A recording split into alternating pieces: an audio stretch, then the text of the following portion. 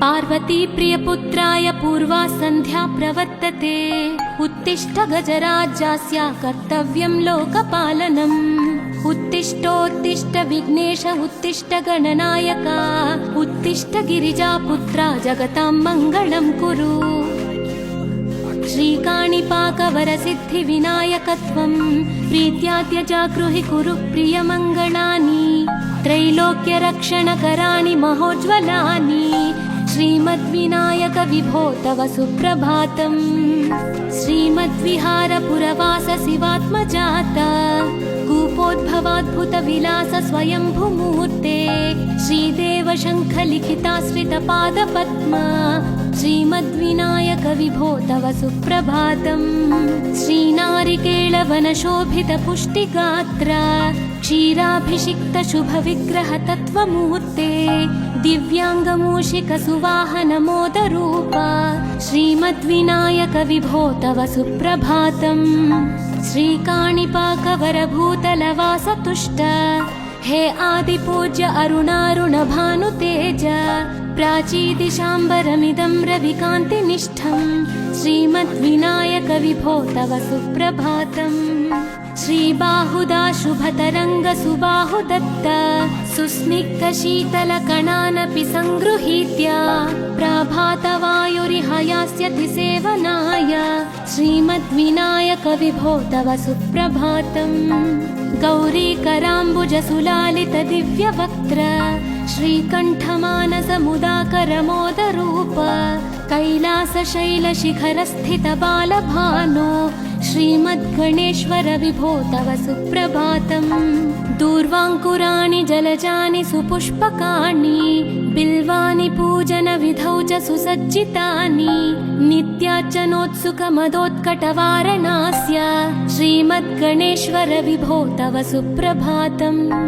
हृत्कूपमध्य समुपस्थितचित्स्वरूप कूटस्थतत्त्वमिदमेव हि बोधनेन त्वामत्र भासि विदधासि समस्तशोभान्। श्रीमद्गणेश्वर विभो तव सुप्रभातम्। श्रीमुद्गलाख्य मुनिसन्नुत सच्चरित्र वासिष्ठकृत्समदमुख्य ऋषीश्वरीत्या वेदोक्तदेवगणमन्त्रगणादिनाथ। श्रीमद्गणेश्वर विभो तव सुप्रभातम्। ऋग्वेदकीर्तितगणाधिपज्येष्ठराज त्वं ब्रह्मणस्पतिरिति प्रकटीकृतोऽसि। आधर्वशीर्षमनुमन्त्रित दिव्यमूर्ते श्रीमद्गणेश्वर विभो तव सुप्रभातम्। ब्रह्मादिदेव परिकीर्तित वेदपाठाः त्वच्छूर्पकर्णकुहरौ प्रविशन्ति देवाः। श्रुत्याधुनैव परिपालय धर्मसङ्घान्। श्रीवल्लभेश भगवन् तव सुप्रभातम्। हेरम्बलम्ब जठराद्भुत दिव्यगात्र प्रारम्भपूजनमिदं दयया गृहीत्वा सर्वाशुभानि परिनाशय सर्वपुत्र। श्रीवल्लभेश भगवन् तव सुप्रभातम्। भानोदयेन न हि दृश्यति चन्द्रबिम्बम् त्वत्फालदेश शशिरेव विभाति नित्यम्। सत्यस्वरूप निगमागम सन्नुताङ्घ्रे श्रीवल्लभेश भगवन् तव सुप्रभातम्।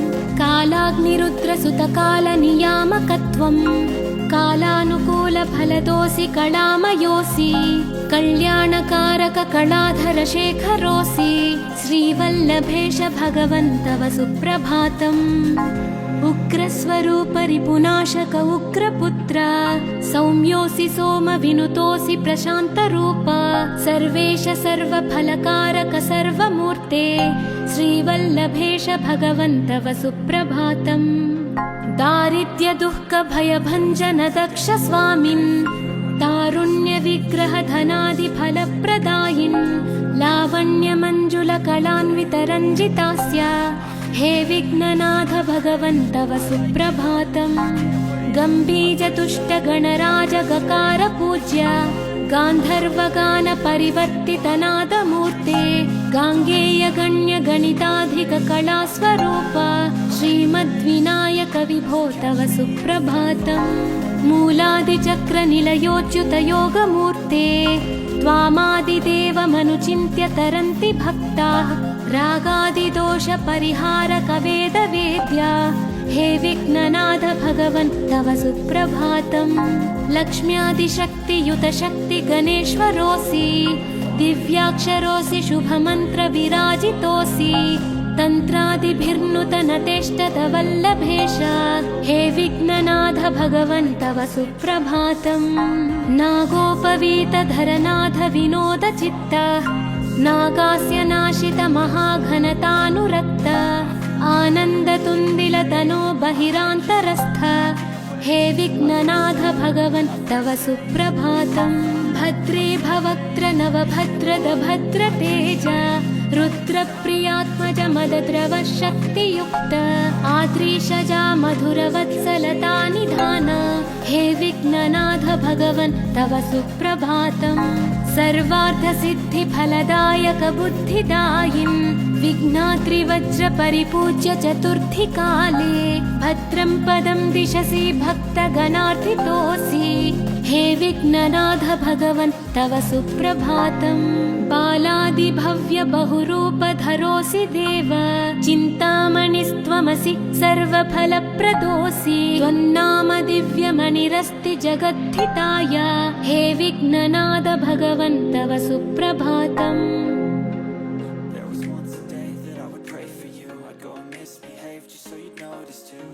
Looks up and down from across the room. Damn, what a hell of a view. I feel good, you look great, I like you. Parvati प्रियपुत्राय पूर्वा सन्ध्या प्रवर्तते उत्तिष्ठ गजराज्यस्य कर्तव्यं लोकपालनम् उत्तिष्ठोत्तिष्ठ विघ्नेश उत्तिष्ठ गणनायका उत्तिष्ठ गिरिजापुत्रा जगतां मङ्गलं कुरु श्रीकाणिपाकवरसिद्धिविनायकत्वं प्रीत्याद्य जागृहि कुरु प्रियमङ्गलानि त्रैलोक्यरक्षणकराणि महोज्ज्वलानि श्रीमद्विनायक विभो तव सुप्रभातम् श्रीमद्विहारपुरवास शिवात्मजात कूपोद्भवाद्भुतविलास स्वयंभूमूर्ते श्रीदेव शङ्खलिखिताश्रितपादपद्मा श्रीमद्विनायक विभो तव सुप्रभातम् श्रीनारिकेळवनशोभितपुष्टिगात्र क्षीराभिषिक्त शुभविग्रह तत्त्वमूर्ते दिव्याङ्गमूषिकसुवाहनमोदरूप श्रीमद्विनायक विभो तव सुप्रभातम् श्रीकाणिपाकवरभूतलवासतुष्ट हे आदिपूज्य अरुणारुणभानुतेज प्राचीदिशाम्बरमिदं रविकान्तिनिष्ठम् श्रीमद्विनायक विभो तव सुप्रभातम् श्रीबाहुदा शुभतरङ्ग सुबाहुदत्त सुस्निग्धशीतलकणानपि सङ्गृहीत्य प्रभातवायुरिहयास्यति सेवनाय श्रीमद्विनायक विभो तव सुप्रभातम् गौरीकराम्बुजसुलालित दिव्यवक्त्र श्रीकण्ठमानसमुदाकरमोदरूप कैलासशैलशिखरस्थित बालभानो श्रीमद्गणेश्वर विभो तव सुप्रभातम् दूर्वाङ्कुराणि जलजानि सुपुष्पकाणि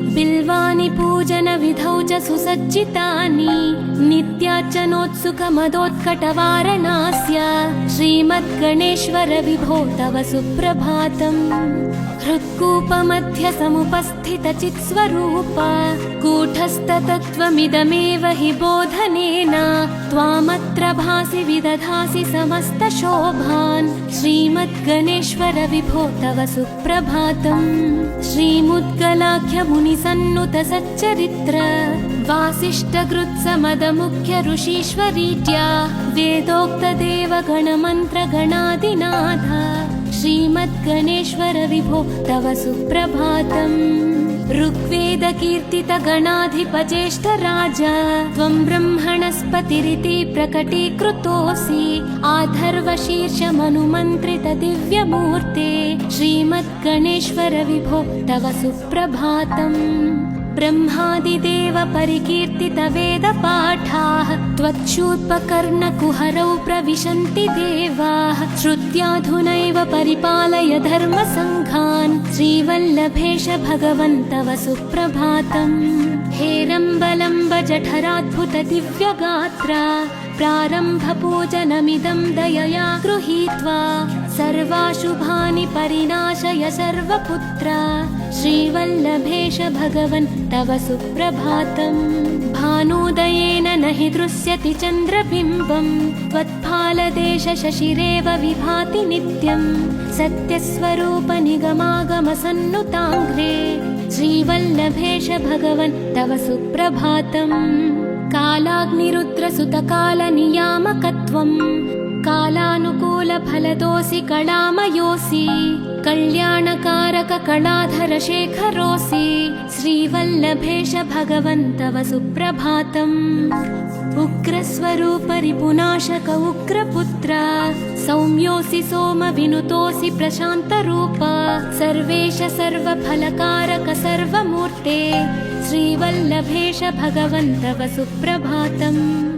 दारिद्र्य दुःख भयभञ्जन दक्ष स्वामिन् तारुण्य विग्रह धनादि फलप्रदायिन् लावण्य मंजुल कलान्वित रञ्जितास्य हे विघ्ननाथ भगवन् तव सुप्रभातम्। गम्भीर तुष्ट गणराज गकार पूज्य गान्धर्वगान परिवर्तित नादमूर्ते गाङ्गेय गण्य गणिताधिक कलास्वरूप श्रीमद्विनायक विभो तव सुप्रभातम्। मूलादिचक्र निलयोच्युत योगमूर्ते त्वामादिदेवमनुचिन्त्य तरन्ति भक्ताः रागादिदोष परिहारक वेदवेद्य हे विघ्ननाथ भगवन् तव सुप्रभातम्। लक्ष्म्यादिशक्तियुत शक्ति गणेश्वरोऽसि दिव्याक्षरोऽसि शुभमन्त्र विराजितोऽसि तन्त्रादिभिर्नुतन तेष्टत वल्लभेश हे विघ्ननाथ भगवन् तव सुप्रभातम्। नागोपवीत धरनाथ विनोद चित्त नागास्य नाशित महाघनतानुरक्त आनन्द तुन्दिल तनो बहिरान्तरस्थ हे विघ्ननाथ भगवन् तव सुप्रभातम्। भद्रे भवक्त्र नवभद्रद भद्र तेज रुद्र प्रियात्मज मदद्रव शक्तियुक्त आद्रीशजा मधुरवत्सलता निधान हे विघ्ननाथ भगवन् तव सुप्रभातम्। सर्वार्थ सिद्धि फलदायक बुद्धिदायिन् विघ्नात्रिवज्र परिपूज्य चतुर्थी काले भद्रं पदं दिशसि भक्तगणार्थितोऽसि हे विघ्ननाथ भगवन् तव सुप्रभातम्। बालादिभव्य बहुरूपधरोऽसि देव चिन्तामणिस्त्वमसि सर्वफलप्रदोऽसि त्वन्नाम दिव्यमणिरस्ति जगद्धिताय हे विघ्ननाथ भगवन् तव सुप्रभातम्।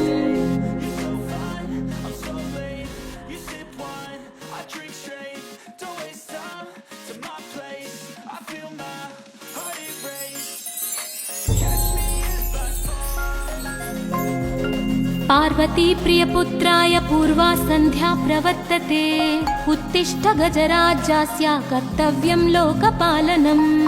उत्तिष्ठोत्तिष्ठ विघ्नेश उत्तिष्ठ गणनायक उत्तिष्ठ गिरिजापुत्रा जगतां मङ्गलं कुरु। श्रीकाणिपाकवरसिद्धि विनायकत्वं प्रीत्याद्य जागृहि कुरु प्रियमङ्गलानि त्रैलोक्यरक्षणकराणि महोज्ज्वलानि श्रीमद्विनायक विभो तव सुप्रभातम्।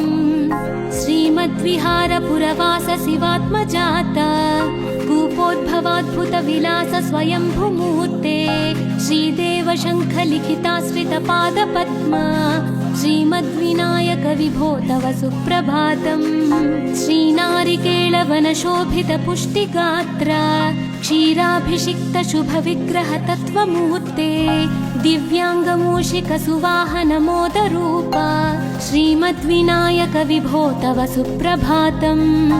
श्रीकाणिपाकवरभूतलवास तुष्ट हे आदिपूज्य अरुणारुण भानुतेज प्राचीदिशाम्बरमिदं रविकान्तिनिष्ठं श्रीमद्विनायक विभो तव सुप्रभातम्। श्रीबाहुदा शुभतरङ्गसुबाहुदत्त सुस्निग्धशीतलकणानपि सङ्गृहीत्य प्रभातवायुरिहयास्यति सेवनाय श्रीमद्विनायक विभो तव सुप्रभातम्। गौरीकराम्बुजसुलालित दिव्यवक्त्र श्रीकण्ठमानसमुदाकरमोदरूप कैलासशैलशिखरस्थित बालभानो श्रीमद्गणेश्वर विभो तव सुप्रभातम्। दूर्वाङ्कुराणि जलजानि सुपुष्पकाणि बिल्वानि पूजनविधौ च सुसज्जितानि नित्यार्चनोत्सुकमदोत्कटवारणास्य श्रीमद्गणेश्वर विभो तव सुप्रभातम्। हृत्कूपमध्य समुपस्थितचित्स्वरूप कूटस्थतत्त्वमिदमेव हि बोधनेन त्वामत्र भासि विदधासि समस्तशोभान् श्रीमद्गणेश्वर विभो तव सुप्रभातम्।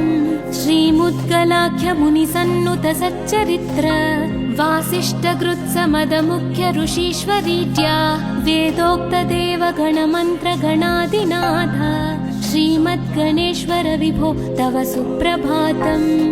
ऋग्वेदकीर्तितगणाधिपज्येष्ठ राजा त्वं ब्रह्मणस्पतिरिति प्रकटीकृतोऽसि आधर्वशीर्षमनुमन्त्रित दिव्यमूर्ते श्रीमद्गणेश्वर विभो तव सुप्रभातम्।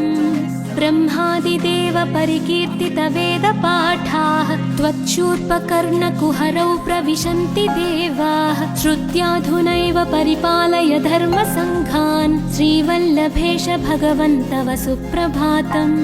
हेरम्बलम्ब जठराद्भुत दिव्यगात्र प्रारम्भपूजनमिदं दयया गृहीत्वा सर्वाशुभानि परिनाशय सर्वपुत्र श्रीवल्लभेश भगवन् तव सुप्रभातम्। भानोदयेन न हि दृश्यति चन्द्रबिम्बम् त्वत्फालदेश शशिरेव विभाति नित्यम् सत्यस्वरूप निगमागम सन्नुताङ्घ्रे श्रीवल्लभेश भगवन् तव सुप्रभातम्। कालाग्निरुद्रसुतकालनियामकत्वम् कालानुकूलफलदोऽसि कलामयोऽसि कल्याणकारक कलाधर शेखरोऽसि श्रीवल्लभेश भगवन् तव सुप्रभातम्।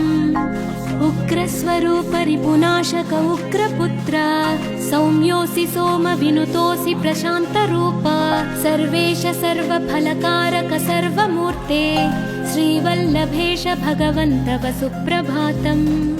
दारिद्र्य दुःख भयभञ्जन दक्ष स्वामिन् तारुण्य विग्रह धनादि फलप्रदायिन् लावण्य मंजुल कलान्वित रञ्जितास्य हे विघ्ननाथ भगवन् तव सुप्रभातम्।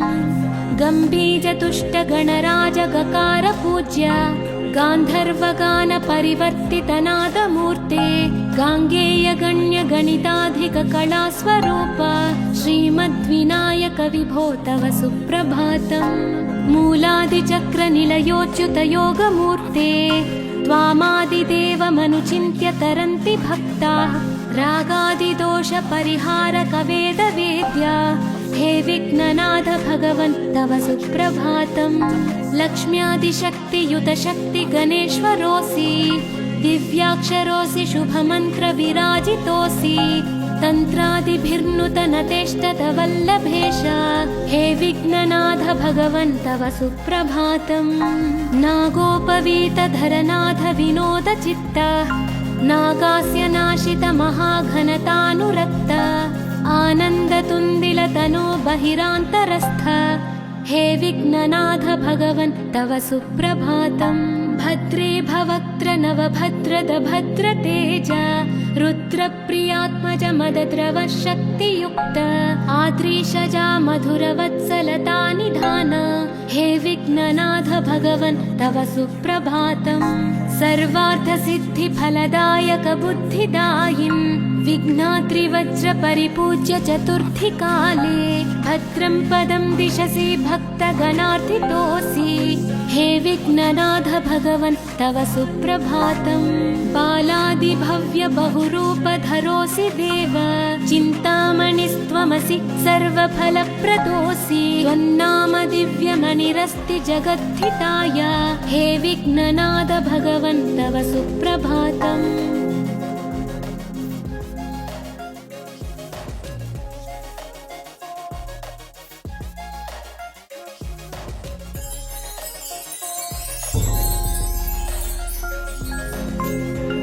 पार्वती प्रियपुत्राय पूर्वा सन्ध्या प्रवर्तते उत्तिष्ठ गजराज्यास्य कर्तव्यं लोकपालनम्। उत्तिष्ठोत्तिष्ठ विघ्नेश उत्तिष्ठ गणनायका उत्तिष्ठ गिरिजापुत्रा जगतां मङ्गलं कुरु। श्रीकाणिपाकवरसिद्धिविनायकत्वं प्रीत्या त्यजागृहि कुरु प्रियमङ्गलानि त्रैलोक्यरक्षणकराणि महोज्ज्वलानि श्रीमद्विनायक विभो तव सुप्रभातम्। श्रीमद्विहारपुरवास शिवात्मजाता कूपोद्भवाद्भुतविलास स्वयंभूमूर्ते श्रीदेव शङ्खलिखिताश्रितपादपद्मा श्रीमद्विनायक विभो तव सुप्रभातम्। श्रीनारिकेळवनशोभितपुष्टिगात्रा क्षीराभिषिक्तशुभविग्रहतत्त्वमूर्ते दिव्याङ्गमूषिकसुवाहनमोदरूपा श्रीमद्विनायक विभो तव सुप्रभातम्। श्रीकाणिपाकवरभूतलवासतुष्ट हे आदिपूज्य अरुणारुणभानुतेज प्राचीदिशाम्बरमिदं रविकान्तिनिष्ठम् श्रीमद्विनायक विभो तव सुप्रभातम्। श्रीबाहुदा शुभतरङ्ग सुबाहुदत्त सुस्निग्धशीतलकणानपि सङ्गृहीत्य प्रभातवायुरिहयास्यति सेवनाय श्रीमद्विनायक विभो तव सुप्रभातम्। गौरीकराम्बुजसुलालितदिव्यवक्त्र श्रीकण्ठमानसमुदाकरमोदरूप कैलासशैलशिखरस्थितबालभानो श्रीमद्गणेश्वर विभो तव सुप्रभातम्। दूर्वाङ्कुराणि जलजानि सुपुष्पकाणि बिल्वानि पूजनविधौ च सुसज्जितानि नित्यार्चनोत्सुकमदोत्कटवारणास्य श्रीमद्गणेश्वर विभो तव सुप्रभातम्। हृत्कूपमध्य समुपस्थितचित्स्वरूप कूटस्थतत्त्वमिदमेव हि बोधनेन त्वामत्र भासि विदधासि समस्तशोभान् श्रीमद्गणेश्वर विभो तव सुप्रभातम्। श्रीमुद्गलाख्यमुनिसन्नुत सच्चरित्र वासिष्ठगृत्समदमुख्य ऋषीश्वरीत्या वेदोक्तदेवगणमन्त्रगणादिनाथ श्रीमद्गणेश्वर विभो तव सुप्रभातम्। ऋग्वेदकीर्तितगणाधिपज्येष्ठराज त्वं ब्रह्मणस्पतिरिति प्रकटीकृतोऽसि आधर्वशीर्षमनुमन्त्रितदिव्यमूर्ते श्रीमद्गणेश्वर विभो तव सुप्रभातम्। ब्रह्मादिदेव परिकीर्तितवेदपाठाः त्वच्छूर्पकर्णकुहरौ प्रविशन्ति देवाः श्रुत्याधुनैव परिपालय धर्मसङ्घान् श्रीवल्लभेश भगवन् तव सुप्रभातम्। हेरम्बलम्ब जठराद्भुत दिव्यगात्रा प्रारम्भपूजनमिदं दयया गृहीत्वा सर्वाशुभानि परिनाशय सर्वपुत्रा श्रीवल्लभेश भगवन् तव सुप्रभातम्। भानोदयेन न हि दृश्यति चन्द्रबिम्बम् त्वत्फालदेश शशिरेव विभाति नित्यम् सत्यस्वरूप निगमागमसन्नुताङ्घ्रे श्रीवल्लभेश भगवन् तव सुप्रभातम्। कालाग्निरुद्रसुतकालनियामकत्वम् कालानुकूलफलदोऽसि कलामयोऽसि कल्याणकारक कलाधर शेखरोऽसि श्रीवल्लभेश भगवन् तव सुप्रभातम्। उग्रस्वरूप रिपुनाशक उग्रपुत्र सौम्योऽसि सोमविनुतोऽसि प्रशान्तरूप सर्वेश सर्वफलकारक सर्वमूर्ते श्रीवल्लभेश भगवन् तव सुप्रभातम्। दारिद्र्य दुःख भयभञ्जन दक्ष स्वामिन् तारुण्य विग्रह धनादि फलप्रदायिन् लावण्य मंजुल कलान्वित रञ्जितास्य हे विघ्ननाथ भगवन् तव सुप्रभातम्। गम्भीरतुष्टगणराज गकार पूज्य गान्धर्वगान परिवर्तितनादमूर्ते गाङ्गेय गण्य गणिताधिक कलास्वरूप श्रीमद्विनायक विभो तव सुप्रभातम्। मूलादिचक्र निलयोच्युत योगमूर्ते त्वामादिदेवमनुचिन्त्य तरन्ति भक्ताः रागादिदोष परिहारक वेदवेद्या हे विघ्ननाथ भगवन् तव सुप्रभातम्। लक्ष्म्यादिशक्तियुत शक्ति गणेश्वरोऽसि दिव्याक्षरोऽसि शुभमन्त्र विराजितोऽसि तन्त्रादिभिर्नुतनतेष्टत वल्लभेश हे विघ्ननाथ भगवन् तव सुप्रभातम्।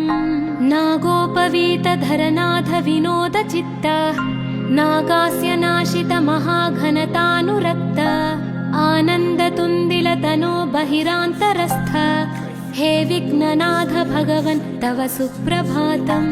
भद्रे भवक्त्र नवभद्रद भद्रतेज रुद्रप्रियात्मज मदद्रव शक्तियुक्त आद्रीशजा मधुरवत्सलता निधान हे विघ्ननाथ भगवन् तव सुप्रभातम्।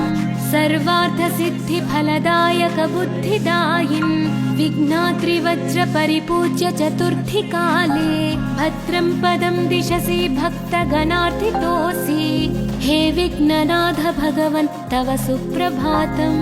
बालादिभव्य बहुरूपधरोऽसि देव चिन्तामणिस्त्वमसि सर्वफलप्रदोऽसि त्वन्नाम दिव्यमणिरस्ति जगद्धिताय हे विघ्ननाथ भगवन् तव सुप्रभातम्।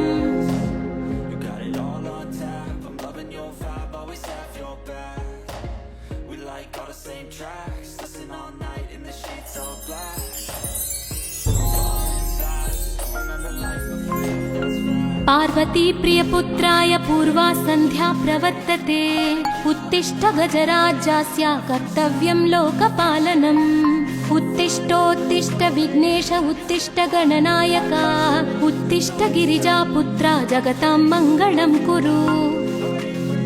श्रीकाणिपाकवरसिद्धिविनायकत्वं प्रीत्याद्य जागृहि कुरु प्रियमङ्गलानि त्रैलोक्यरक्षणकराणि महोज्ज्वलानि श्रीमद्विनायक विभो तव सुप्रभातम्। श्रीमद्विहारपुरवास शिवात्मजाता कूपोद्भवाद्भुत विलास स्वयंभूमूर्ते श्रीदेव शङ्ख लिखिताश्रितपादपद्मा श्रीमद्विनायक विभो तव सुप्रभातम्।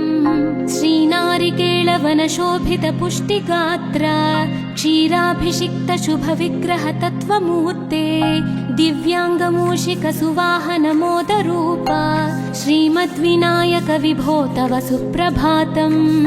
श्रीकाणिपाकवरभूतलवास तुष्ट हे आदिपूज्य अरुणारुण भानुतेज प्राचीदिशाम्बरमिदं रविकान्तिनिष्ठं श्रीमद्विनायक विभो तव सुप्रभातम्।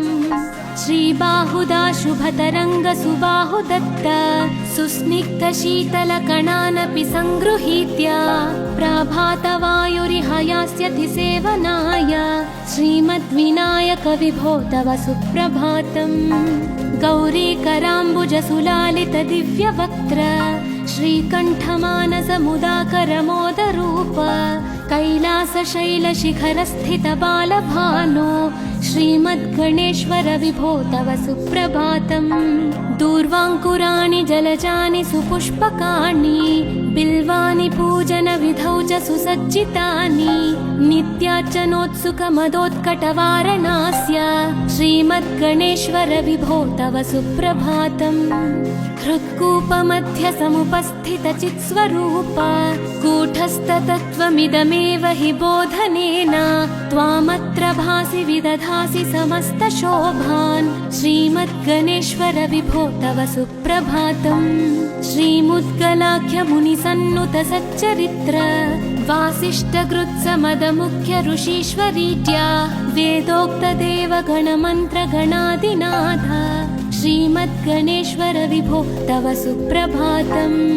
ऋग्वेदकीर्तितगणाधिपज्येष्ठराज त्वं ब्रह्मणस्पतिरिति प्रकटीकृतोऽसि आधर्वशीर्षमनुमन्त्रितदिव्यमूर्ते श्रीमद्गणेश्वर विभो तव सुप्रभातम् ब्रह्मादिदेव परिकीर्तितवेदपाठाः त्वच्छूर्पकर्णकुहरौ प्रविशन्ति देवाः श्रुत्याधुनैव परिपालय धर्मसङ्घान् श्रीवल्लभेश भगवन् तव सुप्रभातम् हेरम्बलम्ब जठराद्भुत दिव्यगात्रा प्रारम्भपूजनमिदं दयया गृहीत्वा सर्वाशुभानि परिनाशय सर्वपुत्रा श्रीवल्लभेश भगवन् तव सुप्रभातम् भानुदयेन न हि दृश्यति चन्द्रबिम्बम् त्वत्फालदेश शशिरेव विभाति नित्यम् सत्यस्वरूप निगमागमसन्नुताङ्घ्रे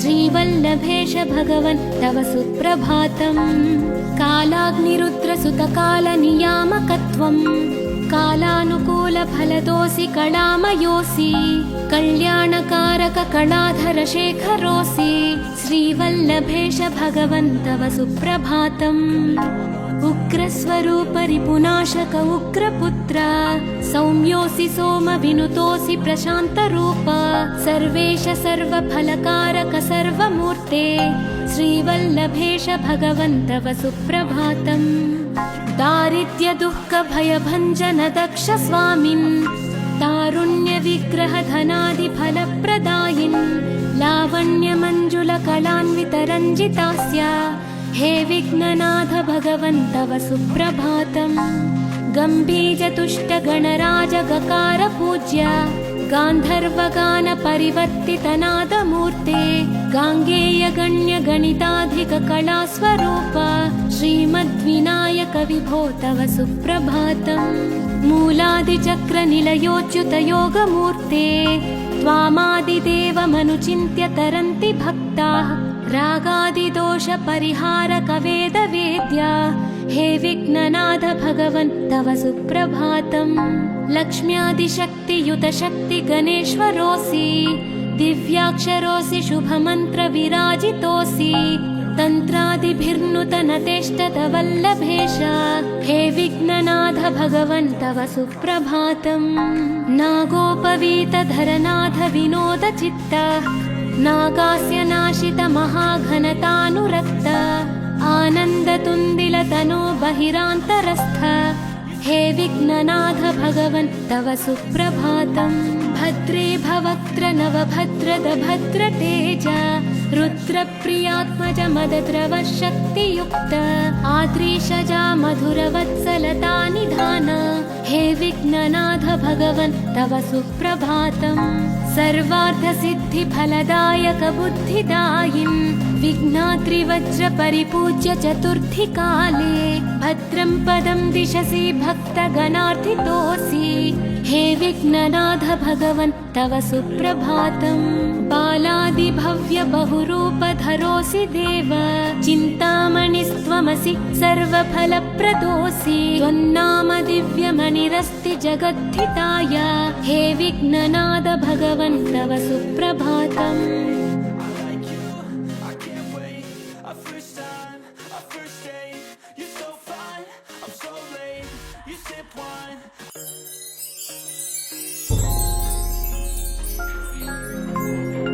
पार्वती प्रियपुत्राय पूर्वा सन्ध्या प्रवर्तते उत्तिष्ठ गजराज्यस्य कर्तव्यं लोकपालनम् उत्तिष्ठोत्तिष्ठ विघ्नेश उत्तिष्ठ गणनायक उत्तिष्ठ गिरिजापुत्रा जगतां मङ्गलं कुरु श्रीकाणिपाकवरसिद्धिविनायकत्वं प्रीत्याद्य जागृहि कुरु प्रियमङ्गलानि त्रैलोक्यरक्षणकराणि महोज्ज्वलानि श्रीमद्विनायक विभो तव सुप्रभातम् श्रीमद्विहारपुरवास शिवात्मजाता कूपोद्भवाद्भुत विलास स्वयंभूमूर्ते श्रीदेव शङ्ख लिखिताश्रित पादपद्मा श्रीमद्विनायक विभो तव सुप्रभातम् श्रीनारिकेळवन शोभित पुष्टिगात्र क्षीराभिषिक्त शुभ विग्रह तत्त्वमूर्ते दिव्याङ्गमूषिकसुवाहनमोदरूप श्रीमद्विनायक विभो तव सुप्रभातम्। श्रीकाणिपाकवरभूतलवासतुष्ट हे आदिपूज्य अरुणारुणभानुतेज प्राचीदिशाम्बरमिदं रविकान्तिनिष्ठम्। श्रीमद्विनायक विभो तव सुप्रभातम्। श्रीबाहुदा शुभतरङ्गसुबाहुदत्त सुस्निग्धशीतलकणानपि सङ्गृहीत्य प्रभातवायुरिह यास्यति सेवनाय। श्रीमद्विनायक विभो तव सुप्रभातम्। गौरीकराम्बुजसुलालितदिव्यवक्त्र श्रीकण्ठमानसमुदाकरमोदरूप कैलासशैलशिखरस्थितबालभानो श्रीमद्गणेश्वर